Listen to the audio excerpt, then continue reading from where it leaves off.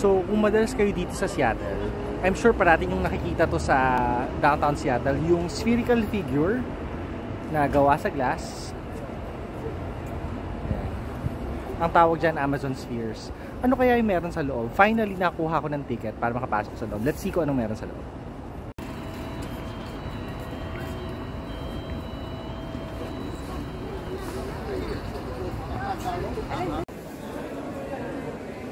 Very relaxing talaga itong Amazon Spheres.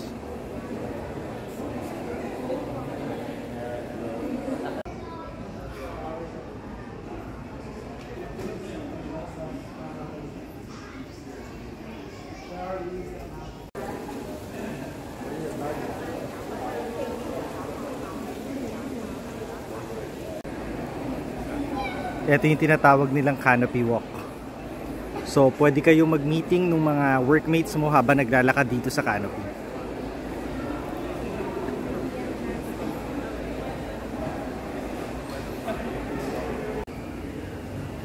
So, inside the sphere, meron silang mga tables and chairs. Ito yung ginagamit ng mga Amazon employees kapag gusto nila mag-meeting or gusto nilang lumabas sa mga opisina nila para magtrabaho. So, ibang environment. Mas magiging creative yung mga tao.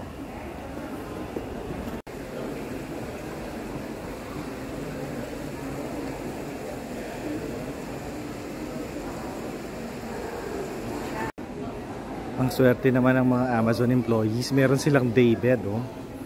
Tapos pwede silang tumingin sa skyscrapers from the daybeds. Tingnan. Try natin. That's a sleeping beauty bag.